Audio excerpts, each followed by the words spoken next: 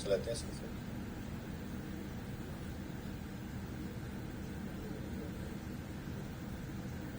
Bismillahirrahmanirrahim.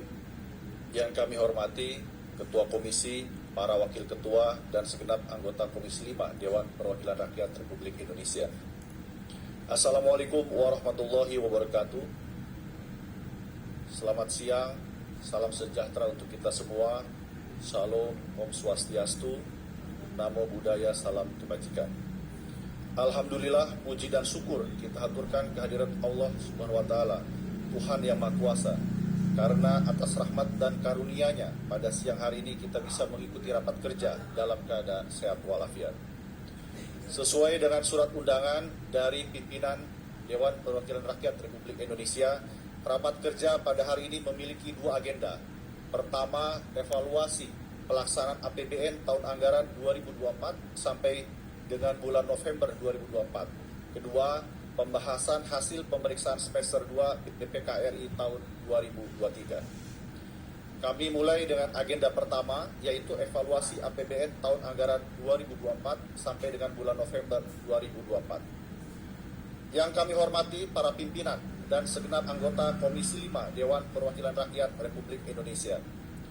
Sebelum kami menjelaskan tentang evaluasi APBN tahun anggaran 2024 ini, kami perlu mengingatkan bahwa dalam kurun tahun 2024, program dan anggaran transmigrasi merupakan bagian dari program dan anggaran Kementerian Desa, Pembangunan Daerah Tertinggal, dan Transmigrasi. Jumlah keseluruhan anggaran Kementerian Desa, PDT, dan Transmigrasi itu sebesar 3,2 triliun rupiah. Adapun jumlah anggaran transmigrasi secara berdiri sendiri sebesar 6%-nya saja, yaitu 194 miliar 884 juta 435 ribu rupiah. Dana ini dikelola langsung oleh Direktorat Jenderal Pembangunan dan Pengembangan Kawasan Transmigrasi, Ditjen PPK Trans. Dari pagu Ditjen PPK Trans tersebut, anggaran didistribusikan pada program dukungan manajemen sebesar 77 miliar 669 juta 164 ribu rupiah dan program teknis sebesar 117 miliar 215 juta 271 ribu rupiah. Program teknis meliputi perencanaan, pembangunan, fasilitasi penataan persebaran penduduk, pengembangan satuan permukiman, dan pengembangan kawasan transmigrasi. Sesuai arahan dari Menteri Keuangan, terdapat automatic adjustment sebesar 12 miliar 707 juta 236 ribu rupiah atau setara dengan 6,52% dari total pagu. Dengan demikian, pagu efektifnya senilai 182 miliar 177 juta 41 juta 991 ribu atau setara 21,01%. Dan belanja barang sebesar 147 miliar 827 juta 94 ribu rupiah atau setara 75,85%, yang meliputi dukungan pelaksanaan program dan kegiatan Ditjen PPK Trans. Dari sisi satuan kerja, total pagu sebesar 194,8 miliar rupiah tersebut didistribusikan kepada satuan kerja di pusat sebesar 107 miliar 506 juta 292 ribu rupiah atau setara 55,16%, dan kepada 83 satuan kerja di daerah sebesar 83 miliar 378 juta 143 ribu rupiah atau setara 44,84%. Serapan anggaran sampai dengan 1 November 2024 sebesar 69,12%. Angka ini lebih tinggi 0,82% dari target semula sebesar 68,30%. Serapan ini juga lebih tinggi 6,34% dibandingkan dengan serapan pada periode yang sama tahun lalu per 1 November tahun 2023, yaitu 62,78%. Jika dihadapkan kepada capaian kerja fisik di lapangan dalam bentuk belanja modal seperti pembangunan sarana dan prasarana, maka hasilnya mencapai 74,21%. Angka realisasi ini dihitung menggunakan pagu yang masih ada beban automatic adjustment-nya. Jika automatic adjustment dikeluarkan dari pagu, maka proses serapan anggaran akan naik menjadi 73,94%.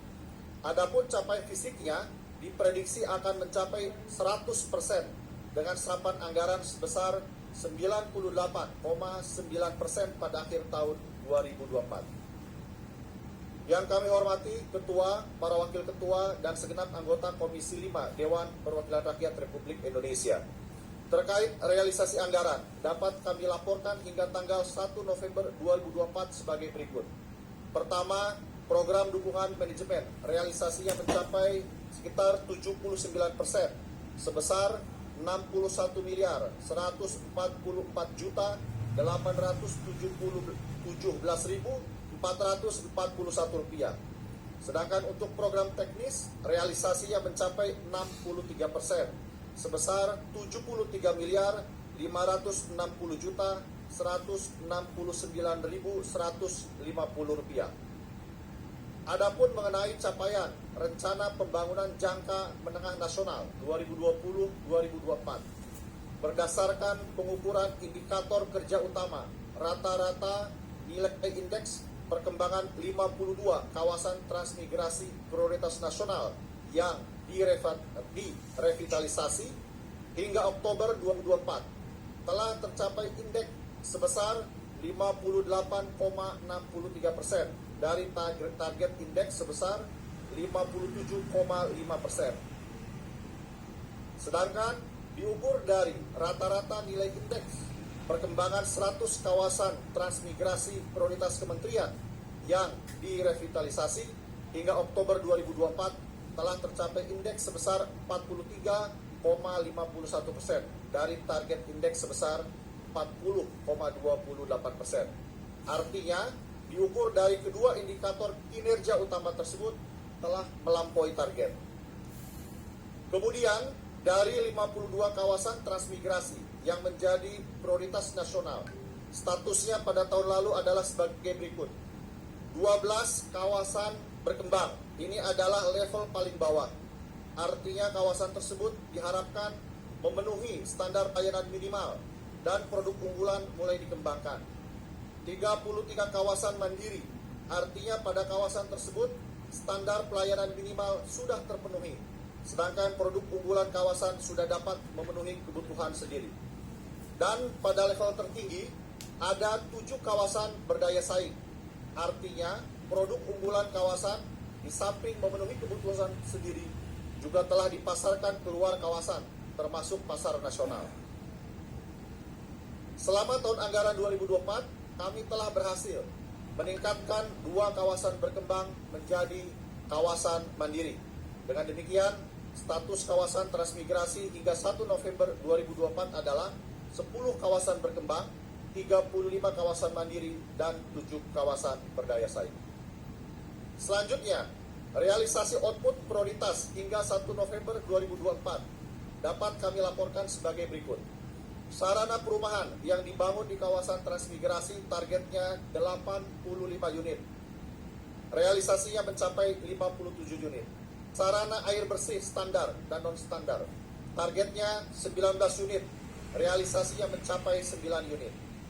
Fasilitas umum di kawasan transmigrasi targetnya 19 unit. Realisasinya mencapai 12 unit. Jalan di kawasan transmigrasi targetnya 54,4 km, realisasinya mencapai 24,4 km. Jembatan di kawasan transmigrasi, targetnya 112 meter, realisasinya mencapai 55 meter. Drainase di kawasan transmigrasi, targetnya 12,8 km, realisasinya mencapai 10,5 km. Pengadaan sarana produksi pertanian, targetnya 33 unit, realisasinya mencapai 22 unit. Khusus bangunan air di kawasan transmigrasi, dari target 2 unit sudah terrealisasi 100%. Pengadaan catu pangan, targetnya 403 kepala keluarga, realisasinya mencapai 282 kepala keluarga. Fasilitasi pengurusan SHM, targetnya 31.946 orang, realisasinya mencapai 20.482 orang. Persebaran dan penempatan transmigran, targetnya 121 kepala keluarga, realisasinya baru mencapai 10 kepala keluarga. Permasalahan tanah transmigrasi yang difasilitasi targetnya 48 kasus, realisasinya mencapai 35 kasus. Meski hampir seluruh pekerjaan belum mencapai 100%, tetapi kami optimis dengan waktu yang ada kami akan berhasil menyelesaikan pekerjaan itu paling lambat akhir Desember 2024. Sebagai contoh, persebaran dan penempatan transmigran insya Allah akan direalisasikan pada akhir bulan November ini atau paling lambat pada awal bulan Desember 2024 sebanyak 111 kepala keluarga ke 6 lokasi di 5 provinsi. Antara lain Sumatera Barat 16 kepala keluarga, Kalimantan Tengah 7 kepala keluarga, Sulawesi Selatan 45 kepala keluarga, Sulawesi Tengah 25 kepala keluarga, dan Sulawesi Barat 18 kepala keluarga. Sebelumnya kami telah menempatkan 10 kepala keluarga di Sulawesi Barat. Dari total 121 kepala keluarga, hampir setengahnya, sebanyak 53 kepala keluarga merupakan transmigran penduduk setempat atau transmigran yang berasal dari provinsi yang sama. Inilah yang disebut dengan transmigrasi lokal. Yang terhormat Ketua, para Wakil Ketua, dan segenap anggota Komisi 5 Dewan Perwakilan Rakyat Republik Indonesia.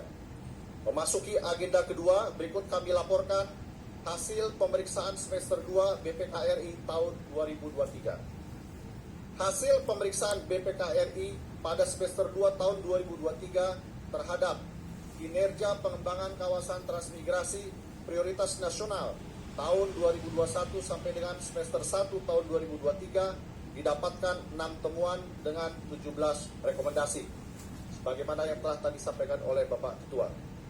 Dari 6 temuan dan 17 rekomendasi tersebut seluruhnya telah ditindaklanjuti 100%. Adapun uraiannya sebagaimana tercantum dalam tabel yang telah kami laporkan. Rekomendasi yang diberikan oleh BPK terhadap hasil pemeriksaan bersifat perbaikan tata kelola bidang ketransmigrasian berupa perubahan, perbaikan regulasi, ukuran indeks kinerja, keterpaduan program baik di internal kementerian maupun dengan kementerian lain dan pemerintah daerah. Rekomendasi tersebut terus kami tindak lanjuti hingga hari ini. Contohnya minggu lalu, pada saat kami mendampingi Menko bidang infrastruktur dan pembangunan kewilayahan beraudiensi dengan Menteri Perencanaan Pembangunan Nasional, kami sampaikan kepada Menteri PPN, Kepala Bappenas dan jajarannya untuk bersama-sama memperbaiki dan menyempurnakan indikator kinerja utama Kementerian Transmigrasi. Karena banyak indikator kinerja utama yang keberhasilannya di luar kontrol kementerian kami. Misalnya, indikator kinerja utama pembangunan sarana dan prasarana di kawasan transmigrasi. Tidak sedikit program dan anggarannya yang justru berada dalam kewenangan pemerintah daerah. Jika pembangunan di kawasan transmigrasi itu tidak menjadi prioritas pemerintah daerah setempat atau karena keterbatasan anggaran, maka kinerja kami tidak akan mencapai target. Artinya, keberhasilan kinerja kami ditentukan oleh instansi lain. Hal-hal seperti ini yang akan kami terus perbaiki dan sempurnakan. Ketua, para wakil ketua, dan segenap anggota Komisi 5 Dewan Perwakilan Rakyat Republik Indonesia yang kami hormati. Demikianlah paparan kami terkait evaluasi pelaksanaan APBN tahun anggaran 2024 dan pembahasan hasil pemeriksaan semester 2 BPKRI tahun 2023. Selanjutnya, Bapak Ketua, jika diperkenankan, kami izin menyampaikan juga terkait isu transmigrasi di Papua jika diperkenankan sesuai dengan agenda yang lain. Siap, terima kasih Bapak.